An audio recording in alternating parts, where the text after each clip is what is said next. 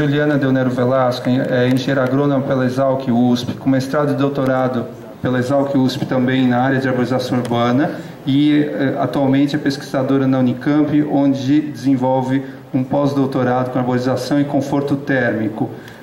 Cite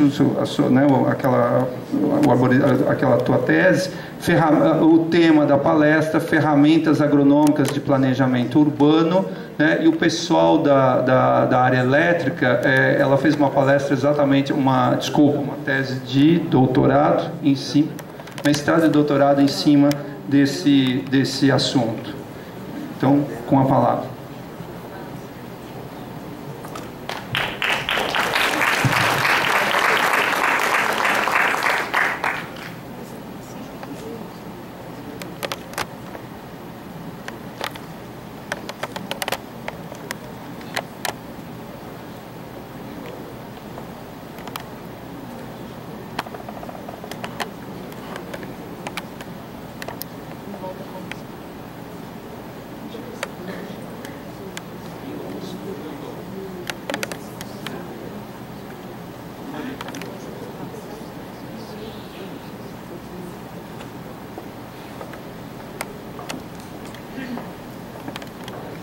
Boa tarde a todos. Agora eu entendi por que todo mundo pena aqui. Essa canetinha é difícil aqui. Agora eu estou entendendo. Eu queria primeiro agradecer ao Ramis pelo carinho, por me chamar para dessa palestra, participar do congresso. É uma honra eu estar aqui falando um pouquinho para vocês. Eu vim, na verdade, é bom e é ruim estar no último dia de palestras, porque é bom porque a gente tem uns dias ainda para mudar algumas coisas, né, rever algumas coisas que às vezes não dá tempo de fazer antes. E é ruim porque isso é um pouco repetitiva, né, porque tem muita coisa aqui que eu queria falar, que já falaram, né, então eu vou repetir algumas coisas, mas eu trouxe mais uma visão da pesquisa mesmo, que é o que eu faço. Então, como a Maria do Carmo comentou, as universidades precisam se impor um pouco, e eu concordo que a pesquisa ela tem que sair um pouco da academia.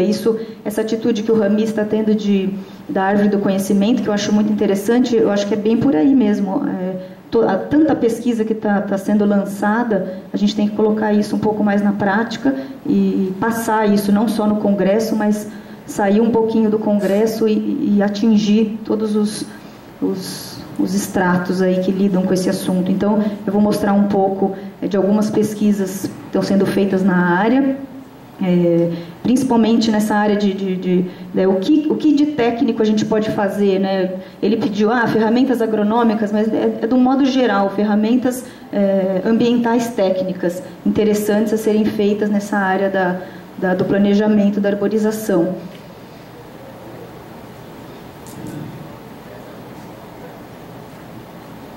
Então, esses aspectos técnicos... E aí, outra coisa eu vou falar um pouquinho rápido, porque o Ramis está entrando em parafuso com o horário, e ele já me pediu umas 40 vezes. Cada vez que ele me vê, ele pede para diminuir o tempo. Era 40, 35, 30, agora ele já está pedindo 25. Então, eu já falo rápido, eu vou falar um pouco mais rápido. Se eu estiver falando rápido demais, vocês pedem para eu diminuir, por favor. Mas é porque é muito desagradável a gente chegar 10 horas da noite, como ontem, que tinha um palestrante brilhante aqui falando coisas muito interessantes, e tinham 10 pessoas aqui. A gente não aguenta ficar até muito tarde. Então, vamos tentar hoje encurtar um pouquinho para a gente não perder a última palestra, que vai ser o fechamento com chave de ouro, palestra da Ana Maria. Então, a gente vai tentar ser um pouquinho breve agora nessa explanação. Então, como eu estava dizendo, os aspectos técnicos que vão conseguir resolver um pouco desse caos aí. Como a gente colocar essa árvore em ambiente urbano depois de tudo que já está instalado, né? A cidade muitas vezes ela é planejada, muitas vezes não, muitas vezes ela vai sendo construída, e a última coisa que se pensa precisa colocar uma árvore ali, seja numa praça, seja numa rua, e aí, como fazer para caber isso daí? Então a gente tem visto muita árvore em lugar errado, muita árvore espremida, muita árvore que precisou colocar e ali ela não vai conseguir se desenvolver. Então, eu coloquei essas duas referências que eu considero referências básicas da área. São referências antigas, porém muito atuais. A primeira delas é o Odum, foi um livro dele, Ecologia, que acho que todo mundo conhece. Quem não conhece precisa ter esse livro, ler de qualquer forma, porque é uma referência importantíssima. Ele fala coisas valiosíssimas para quem trabalha nessa área de arborização urbana, e ele monta mais ou menos um cenário de cidades insustentáveis, né? Então ele diz que as cidades são sistemas abertos, que tem um metabolismo muito grande, muito intenso por unidade de área, e isso causa o quê? Muita entrada de energia e de recursos naturais, né? Então a gente depende de uma entrada muito grande de energia e uma saída de resíduos poluídos, uma poluição, resíduos sólidos, resíduos líquidos e gasosos, que geram impermeabilização de solo, que geram alterações em processos naturais, que nos geram paisagens insustentáveis. Então, o que a gente tem é um sistema integrado na cidade, totalmente estratificado. Uma coisa não está ligada à outra, uma coisa não está ajudando a outra. A gente tem um sistema, por exemplo, o Ramis comentou que eu fiz trabalho na rede elétrica. Ontem, inclusive, encontrei com o Pedro Mendes lá nos painéis. Ele me cutucou e falou: você só sabe falar mal de fio? Você ainda está falando mal de fio? Mas essa é a ideia que a gente tem, que você vê rede elétrica, ela está totalmente separada da arborização. Você vê a pessoa querendo colocar uma árvore e não está pensando na importância da energia. Concordo que a energia é essencial, eu não tenho a menor sombra de dúvidas. Então eu acho que os sistemas que a gente tem vivido hoje de cidade, eles são sistemas fracionados, eles são sistemas que cada um pensa num ponto, e o todo ali da cidade ele tá um pouco esquecido. A segunda referência importantíssima é o da Anne Spearn, do Jardim de Granito, que é um livro belíssimo, antigo também, mas belíssimo, e ela diz coisas muito valiosas, muito importantes. Uma delas, eu vou citar ela ao longo da palestra, mas uma das coisas importantes é: natureza é cidade, cidade é natureza. É isso que eu acabei de falar, é tudo entrelaçado, né? A natureza na cidade não é só árvore na rua ou árvore no parque, né? A natureza na cidade, ela é o rio, ela é o chão que você pisa, ela é você saber uma classe de solo para você programar um plantio, né? É a chuva que cai, que você pode, por exemplo, fazer uma captação de água de chuva, né? É o cachorro na rua, é o rato no bueiro. Então é todo um sistema integrado ali, que é uma natureza e que é uma cidade, as duas coisas interagindo, tá? Então a gente tem que compreender que natureza é um todo que envolve a cidade e que tem uma interferência enorme na forma como essa cidade é construída e é mantida.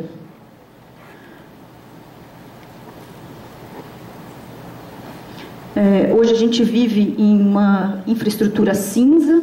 Esse termo tem sido muito utilizado, né, hoje em dia, infraestrutura cinza, infraestrutura verde, como o termo daquilo que eu acabei de falar, estruturas pensadas de forma separada, né? O departamento tal não conversa com o departamento tal, um faz um cano aqui, o outro quer plantar árvore no mesmo lugar, o outro quer instalar um poste no mesmo lugar, e o outro quer colocar uma casa e uma garagem no mesmo lugar. Então, as pessoas os departamentos não se conversam, né? Então a gente chega ao caos de ter que resolver com dinheiro um problema de enchente, quando a gente podia estar resolvendo um problema de enchente com um piso permeável ou com uma árvore retendo água de chuva, né, que seria muito mais barato.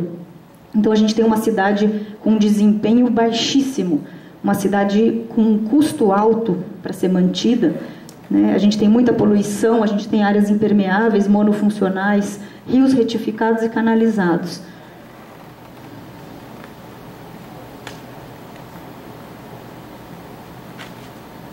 Agora morreu de vez isso aqui. A gente tem outro aspecto de infraestrutura cinza. Essa matéria saiu 10 dias atrás, na Folha de São Paulo, citando como está a situação da fiação, né, da troca de redes nas principais cidades. Aí fala de São Paulo, cita primeiro Londres, que tem 100% de fiação no subsolo, Paris quase 100%, Nova York 72%, e São Paulo só tem 7% de fiação enterrada e, claro, em áreas muito ricas, né, de alto padrão. Então, continua colaborando para a infraestrutura cinza.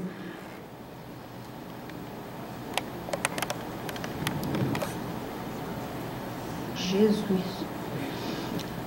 Infraestrutura cinza é um elemento dito arbóreo que não dá nem para saber o que é, muitas vezes. Então, é um elemento que teve um gasto para ser colocado ali, teve um custo, e desse jeito que está, ela está só tendo um gasto de manutenção, ela não está trazendo nenhum benefício para a cidade dessa maneira, ela está contribuindo para uma infraestrutura cinza, dessa forma que ela está colocada aí, com essa poda que foi feita nela aí.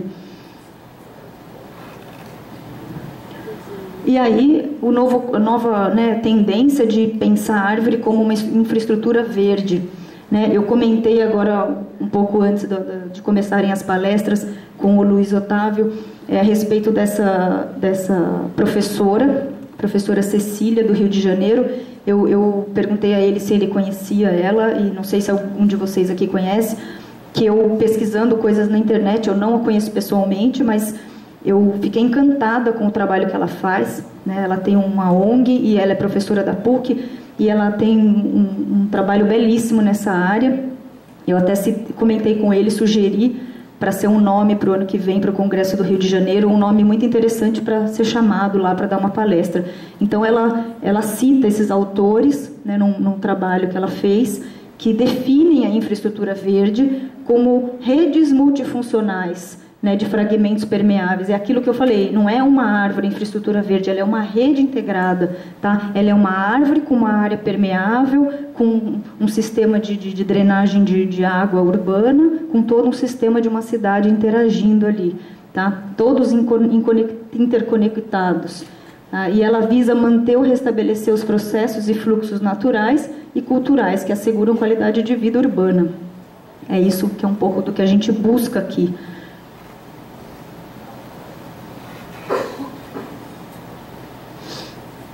E esses 4 itens aí, ela coloca como os essenciais para a gente atingir uma infraestrutura verde, para a gente chegar nesse ponto ideal de infraestrutura verde, que seria pensar na infiltração das águas, como a gente faz para aumentar nossas áreas permeáveis na cidade, pensar no sombreamento, no conforto climático e na economia de energia, como? Usando árvores grandes, usando árvores com pouca poda, pensar em fixadora de solo, o uso que você vai fazer daquele solo, onde você vai fazer corte, onde você vai fazer aterro, respeitar o relevo da cidade, entender que solo que você tem ali, como que você pode trabalhar naquele lugar ali, e manter a biodiversidade.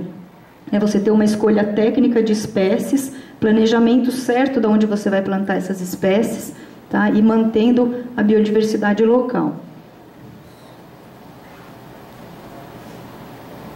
Aí eu vou mostrar um pouco alguns resultados de pesquisas, que foram feitas nessa área, buscando essa infraestrutura verde. Essa primeira pesquisa, que foi o meu trabalho de doutorado, nós estudamos quanto que uma árvore pode reduzir de necessidade de uso de ar-condicionado no ambiente. E a pesquisa foi feita em São Paulo. Eu trouxe só o principal resultado por causa do tempo, que a gente fez uma estimativa de um fator chamado graus-hora de calor, que é quanto que a gente tem de graus acima de uma temperatura normal que você teria que retirar do ambiente para você ter uma temperatura de conforto. Essa temperatura neutra é uma temperatura que você não precisaria ligar um aparelho de ar-condicionado. Então, você não estaria gastando com essa demanda energética. E a gente chegou a um resultado no período do inverno, a gente trabalhou com 3 áreas. Área 1, que é uma área pouco vegetada, quase não tinha árvore. A área 2 é intermediária. E a área 3 é uma área com bastante vegetação. Tá? Então, a gente chegou a resultados no inverno, a nossa área que tinha muita vegetação, a gente em momento nenhum teria necessidade de ligar um aparelho de ar-condicionado para resfriar aquela área. Então, a gente teria um gasto zero nesse sentido, as árvores estavam fazendo o papel. Tá? Ainda no inverno, a nossa área 1, que é uma área com pouca vegetação, a gente teria, sim, 67 graus acima. Isso significa 67 graus que a gente tem que remover do ambiente para poder ter uma temperatura confortável. Já no verão a situação fica pior, mesmo a área muito arborizada ainda tem uma quantidade grande de graus a serem tirados do ambiente, mas bem menor, menos da metade do que numa situação de área sem vegetação, que a gente tem 300 graus a serem tirados por mês do ambiente, Então, isso, quem trabalha nessa área da energia elétrica, dá para fazer um cálculo, né, quantos quilowatts que são gastos para retirar, para diminuir 1 grau, por exemplo, de um quarto ou de uma casa. Então, você já consegue calcular quantos quilowatts você iria gastar para reduzir todos esses graus aí. Então, continuando com o conforto, a gente, hoje eu desenvolvo essa pesquisa na Unicamp, junto à professora Lucila Labac, na Engenharia Civil, e lá a gente desenvolve uma pesquisa de conforto térmico. Ela está com um trabalho recente muito interessante, que mostrou um estudo em parque sobre conforto térmico, e o conforto térmico ele vai um pouco além da gente só medir, por exemplo, variáveis climáticas, temperatura, umidade. Ele lida com índices de conforto e com sensação da população, né? A gente sempre tem que aplicar questionários para validar aquela sensação que você está obtendo nos índices. Enfim, e essa pesquisa que ela fez nos parques mostrou que, estando num parque, mesmo a sensação, os dados medidos estariam mostrando que a temperatura estaria acima um pouco do conforto, as pessoas nos seus questionários não reclamam tanto. Elas se sentem um pouco mais, de uma forma, elas ficam mais agradáveis ali no parque, mesmo elas estando com uma temperatura um pouco maior. Então, ela chegou a essa conclusão que as áreas verdes permitem que a gente tenha uma amplitude maior nessa temperatura de conforto, e isso é completamente diferente do que acontece numa cidade. Numa cidade, qualquer temperatura a mais do que aquela temperatura neutra, a pessoa já está reclamando de calor, já está querendo acender ou ligar um ar, né, um ventilador, e isso vai gerando todos os problemas que a gente teve palestras brilhantes aqui falando de saúde pública, vai gerando problemas de saúde, de estresse e de má qualidade de vida.